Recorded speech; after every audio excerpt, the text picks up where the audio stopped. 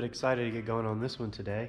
This should be a little different. We got a LS3 on E85 with no intercooler. I am not really a fan of no intercooler on E85 cars, and I even have a couple customers that probably gonna get mad at me after watching this video because I told them to put intercoolers on their cars before we tuned them. But they're all trying to run max boost and max everything out.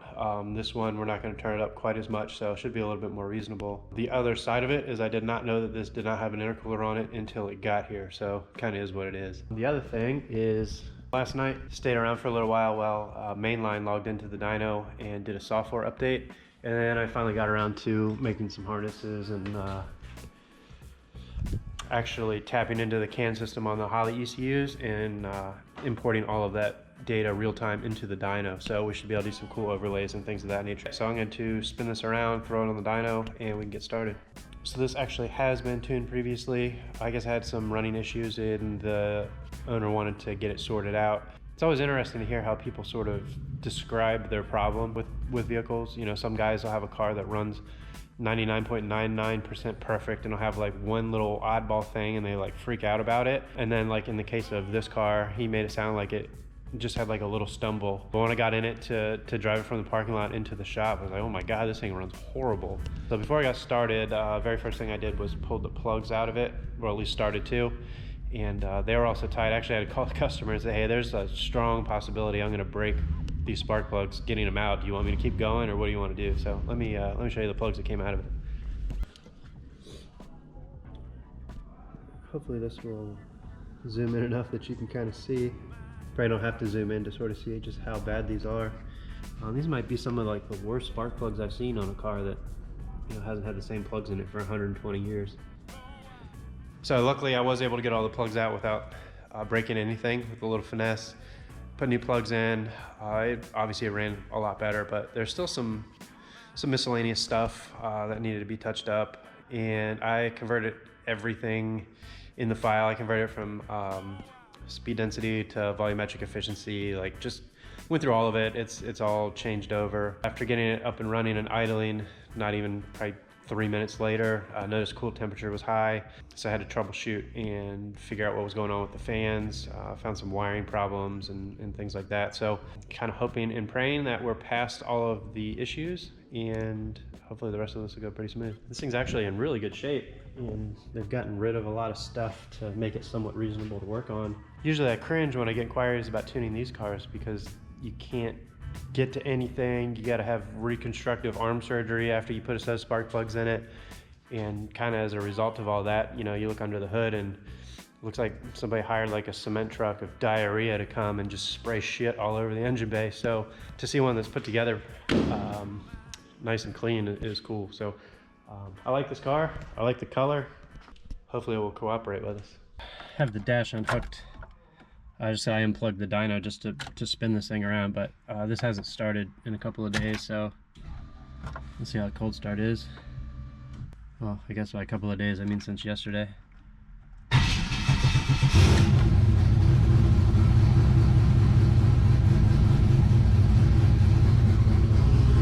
That'll work. First problem is the downpipe just shoots straight down. And one, it's gonna melt the asphalt, and two, a lot of times what will happen is the exhaust will kind of like come back up and then go through the inlet of the turbo and cause all kinds of problems. More of a problem on the dyno than on the road, but still can be a problem at the starting line at the racetrack and stuff. And then number three, this is actually like pretty close to the ground, so I can't help but think that there's gonna be some sort of a restriction there. So luckily it's just a 90-degree bend, so I think I'm just going to point it up, assuming the O2 sensor is going to reach. Got all the boring part throttle stuff out of the way. Trying to make a full throttle run, but the TPS sensor goes from like 100% to 20% back and forth like 400 times throughout the course of a run. So I'm going to have to investigate that before I go any further. Alright, here's kind of the first full run that I've made.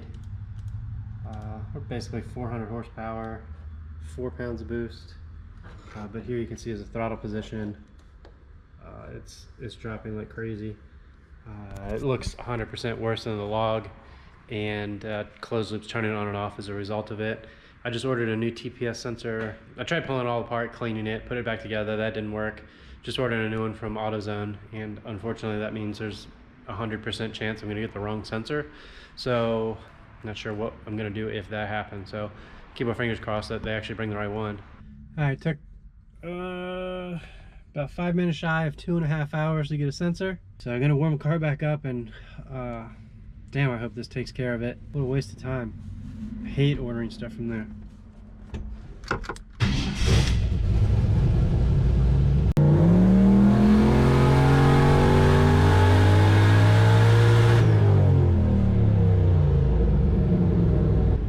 I pulled a bunch of timing out of this to start and put 2 degrees in it. It picked up like 25. We'll check out the log and see how our TPS stuff looks now. If you look here, this red line is TPS, so it looks like we fixed the problem primarily. It's still really low. I think that might just be the cable. Like, you have to really smash your foot through the floor to get the thing to go all the way down, so that's probably me just not pushing down enough, and it drops just a little bit, a few percent over time. At least this is something that I can work with. Let's see, kind of a first guess on fueling. Let's see, we're off like 5%. 4, 2, 4, 3. Yeah, so get a little close to the rev limiter, so closed loop shuts off, and a little rich up top. So we'll pull some fuel out, and we're 7,000, so rev limit's good. If you look down here at blue, you can see it's only making like 4 psi. And then once you get up here, this is boost creep. This is most likely a result of the wastegate positioning on the manifold, but it is slightly possible that the timing is just that retarded. So we'll put a little bit more timing in it, make the fuel corrections for the next run, and go from there. Given that this is like a non-intercooled E85 deal, I just pulled a bunch of timing out of it to start, to just get a feel for what it wants. So hopefully that means we can yeah, actually make some progress now.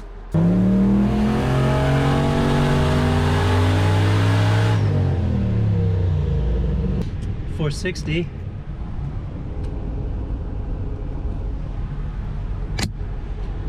From what I could see of the data real time, it looked like the closed loop correction was basically nothing.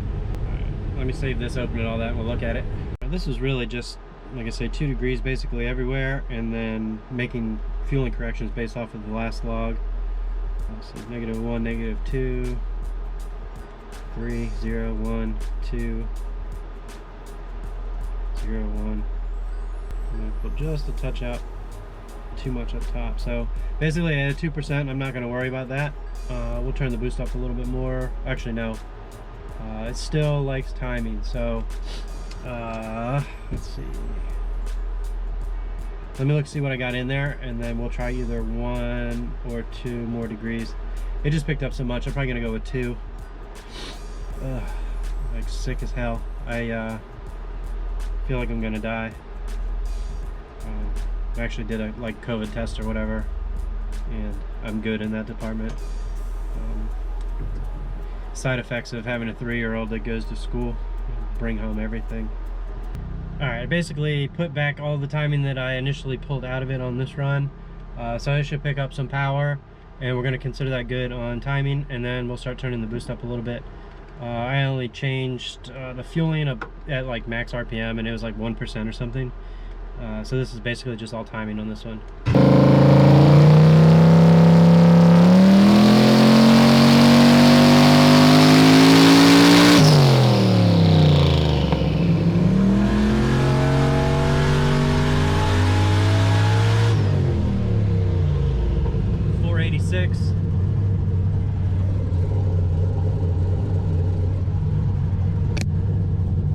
Check it all out again.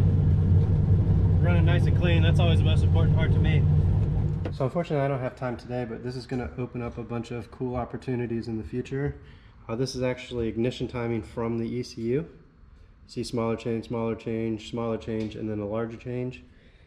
And as we made smaller changes as we were under timed, the gains were larger, and then even when we added more timing, since we're getting closer to where we need to be, the gains are a little bit smaller, and then right here is where the boost starts ramping up a little bit.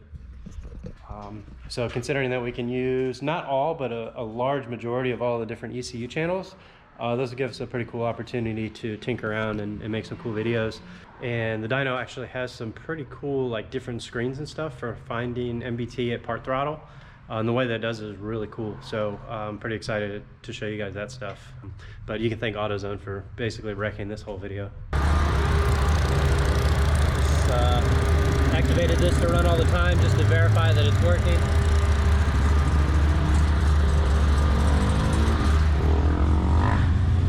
Alright, now we'll set that up just to run above like 50% throttle. And we're just gonna run a fixed like, try 30% duty cycle. Set a boost cut at 15 pounds. I'll forget to raise that later if we decide to go over that. Our target air fuel ratio is a little bit richer. And we'll start pulling timing a little more aggressively now, as we did, with the first 5 or 6 pounds. Send that to the ECU. All right, let's give this a shot.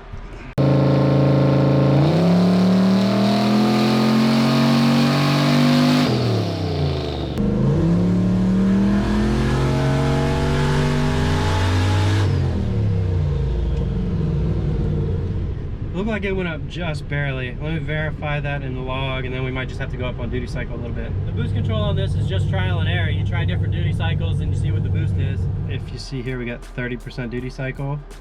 The boost, I could pull up a comparison log, but it just kind of barely went up. But I'm not gonna lie to you, I'm just showing you this one because you can look at the closed loop comp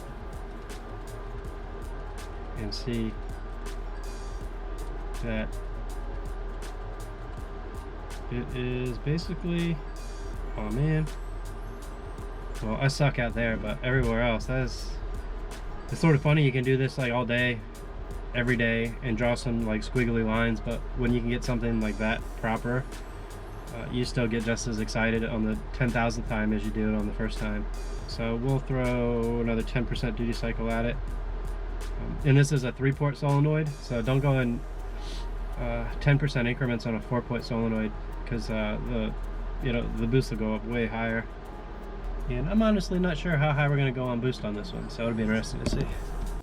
I'm not sure if the fuel gauge on this works or not. Cool the way they did the cage. You actually can still use the trunk and stuff if you want. This thing's got like a nice rear in it, and then a nice like aluminum cell. This car is pretty cool. I like this thing. All right, let's throw. It only brought me 5 gallons of gas. I would imagine it'll probably take all 5 right now. So we're a little bit limited on how much fuel we got. I think I'm the only person dumb enough to lose the keys of the car that I'm in. What the hell? All right, I guess I'll spend the next half hour looking for the keys. This is just getting ridiculous. Used them to open the trunk, I left them in the trunk. So that's not as bad as I was expecting, but that's still pretty bad. Since the fueling is so damn close, I went ahead and upped the duty cycle on the boost controller up a little bit more. At this point, there's no point going up, 2 psi at a time, so this jump should be a little bit bigger.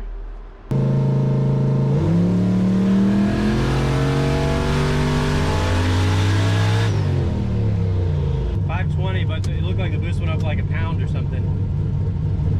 This one wants to be real sensitive, I guess, or not sensitive. The peak boost was actually the same. It just brought it up down low a little bit. All right, let's try some more duty cycle. Again, sometimes you just get to a point where you go from 0 to 50 and it doesn't do much, and then you go to 55 and it goes up like crazy.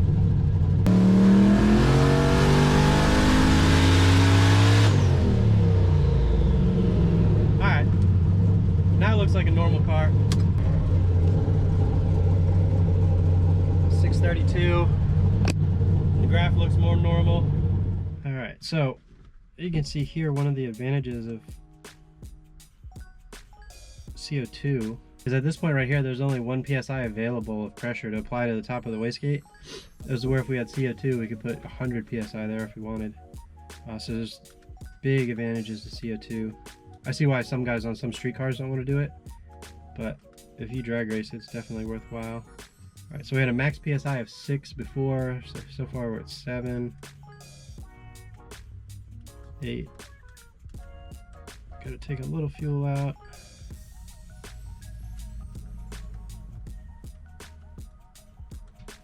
touch like 11 pounds. All right, that looks pretty good. So what I'm gonna do now is make these fueling corrections, pull a couple plugs, and that's only 10 pounds. I mean, hell, I don't see any reason in the world not to go to at least 15 or so. So at 65%, going from 50 to 65, picked up like 5-6 pounds. So depending on what I see on the plugs, I'll probably go to 75, maybe 80 on the next run, and try that out.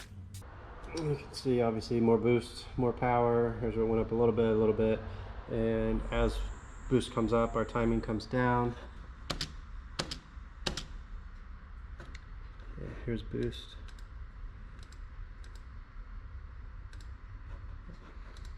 More boost, more power. Let's get some plugs out of this thing. The threads and stuff are all nasty. I think if this was mine, I'd pull the plugs out of this, and I've never had to do this before, but basically like clean up all the threads and whatnot. With the amount of rust on the spark plugs and the rust in the downpipe, like on the inside, it makes me kind of question what kind of shape the injectors are probably in on this, but it is what it is. But looking at this plug, I mean, this thing would take another 2 to 3 degrees of timing, no problem. So I'm gonna pull a couple on the other side, and we'll turn the boost up. Maybe once we get the boost to 15-16 pounds, we'll start introducing a little bit more timing again. Because he hasn't got around to doing a catch can yet, so like at the end of each run, a little tiny little next to nothing of oil comes out. But I guess it's getting on the header, it's smoking a little bit, and each time I like snap my neck off looking up to make sure everything's okay. After I went ahead and pulled all the plugs, it's kind of funny, I just said what I kind of wonder what the injectors are like, but after looking at all the plugs, now these do have some idle time and stuff on them, but I'm going to suggest that he sends the injectors out and have them float and clean just for the hell of it. Safety, peace of mind type thing. It doesn't really cost any money to do that. So, but all in all, everything is good. There's nothing, no surprises. Definitely soft on timing. So we'll turn it up a little bit more. Check this out. This is just got dropped off.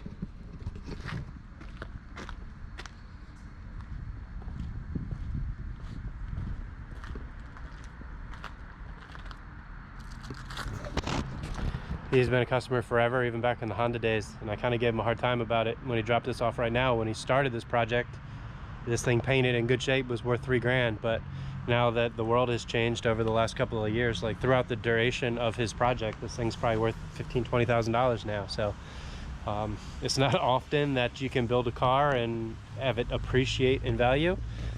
So he hit the lottery on that one. Just because of the way the plugs looked and kind of maybe a little questionable stuff with the injectors, like added a point to our target air fuel to fatten it up and took 1 additional degree at higher boost levels, and this run will be at 80% duty cycle on the boost controller.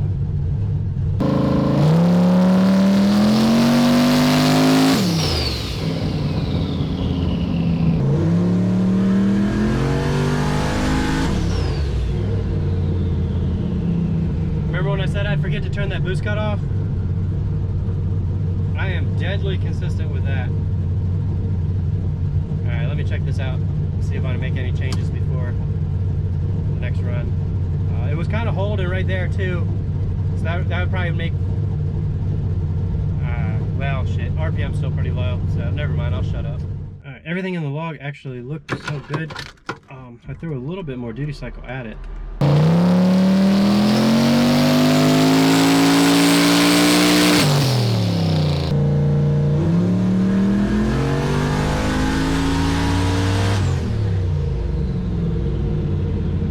Coming to life now. 760.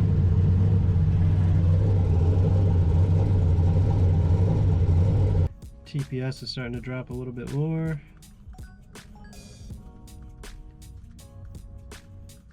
Fueling is, Jesus.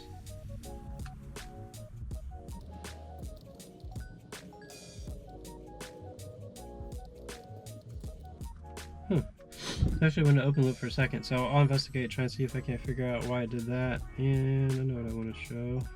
So here's what the air temp is at 20 pounds. I mean, that's nothing. So 230 degrees. Yeah, that is not ideal. Methanol, I wouldn't care so much. Ethanol, I don't think it works the same.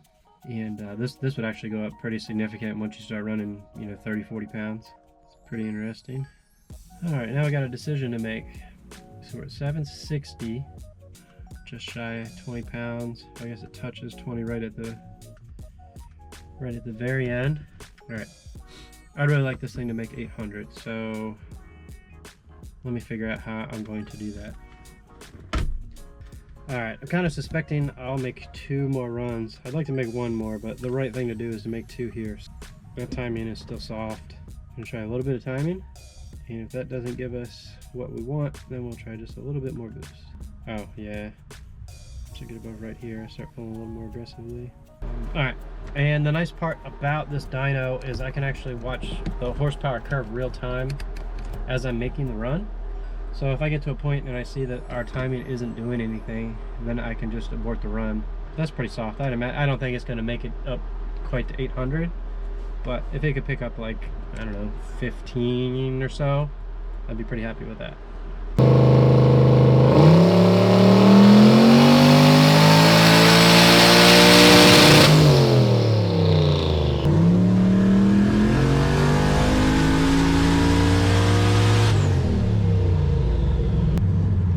Frustrating now.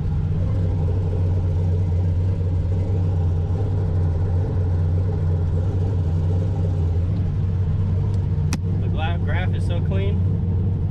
Alright, if we looked at this run, feeling's pretty good. A little spot with a little correction there, but it's so quick and goes away. You kind of can't, I guess you could just say you can kind of chalk it up to bullshit. I bet if you made the same pull, it wouldn't be there again. Because you also notice, like, as you click and you're just going 100 RPM or 50 RPM, you're gonna get like a different fuel correction, but all in the same cell. So if you correct it one way, then it's gonna be off the other, and so you just gotta learn which ones to ignore. Do this 4 and 5 right here. That's real. So we'll change that. I don't know what's up with this TPS. I kind of can't hold the pedal all the way and check it at the throttle body to see what's going on, but there's only 1 bolt in the sensor. Now, granted, it's like keyed or whatever, but kind of is what it is for right now.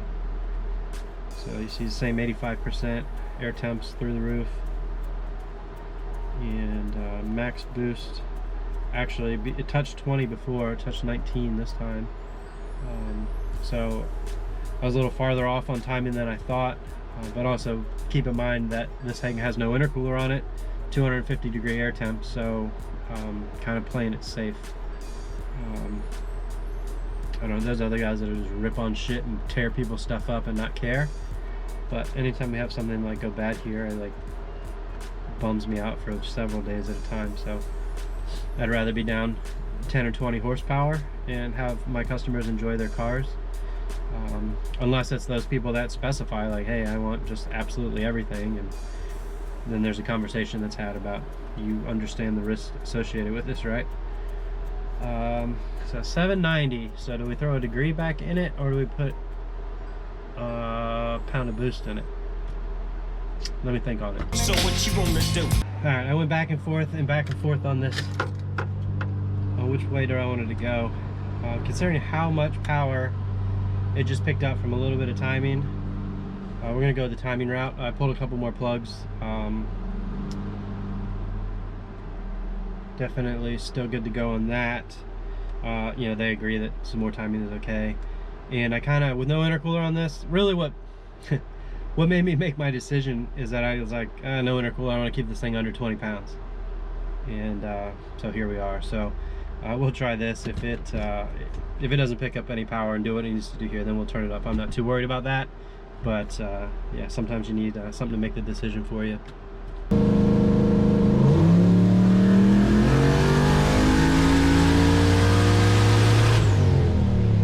Pretty close.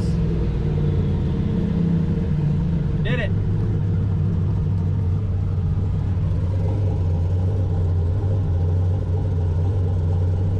So I gotta look at that run up close. Never mind, I added it up above a certain boost level. So down low, there was no change. I almost got out of it. I didn't like this timing, but the boost comes in real lazy on this thing because it doesn't have any CO2. So yeah, right where I added the timing, it came to life. Yeah, we're gonna call that good. Let's run over to, well, I guess we can look at the log real quick and then we'll look at the dyno screen. All right, same deal here. I mean, honestly, it all looks the same. Not much correction going on. Boost is the same. 2%, 1%. Oops. The drop closed loop again, so I'll check this out in the morning a little bit further when I can pull up 100 channels. It's actually like something that I would like to see implemented into the Holley software. Maybe I can make a video on that. I think that would be an awesome idea that everybody would enjoy. But anyways, you see here our boost is still 19 pounds. Power laid over just a little bit before here. Limiter is a 73, 85% duty. So I made 20 pounds there at 100, 99, 100%. It'd probably make, just guessing, I would assume it'd make like 24, 25 pounds, 23 maybe. Intake manifold is on fire. Graph looks good. All in all, I consider this one to be a success. And if he decides he wants to make more power, the turbo will definitely do it. I'd just like to see an intercooler on here, and then obviously it always gets a little sketchy once you start really turning up all the stock bottom end stuff. So let's go look at the dyno graph. Power curves nice and smooth. Yeah, here we go. So you can see here, put a little timing in it. Actually down low, I'm gonna pull some timing out down here. I'm gonna leave the timing in up here, and you can see the way the scaling is on these two, the timing increase looks like pretty on par with the horsepower increase. And then some of this stuff down here, you gotta take with a grain of salt, because the way that you start the run and how hard you load it up ahead of time will play a big role down here. And sometimes you can push through the converter a little bit harder too if it is actually making more power. But basically the changes that I made on this are up here for the most part. I'm actually pretty excited to play with some of the CAN data to be able to overlay some of the stuff with the dyno graphs and use some of those other features. So that's something you want to check out. Make sure you subscribe. So that's going to do it for this one. I'm going to go home and lay down and not move for the next 25 hours hopefully, and hopefully get over this cold. So as always, I appreciate you guys watching, and we'll see you next time.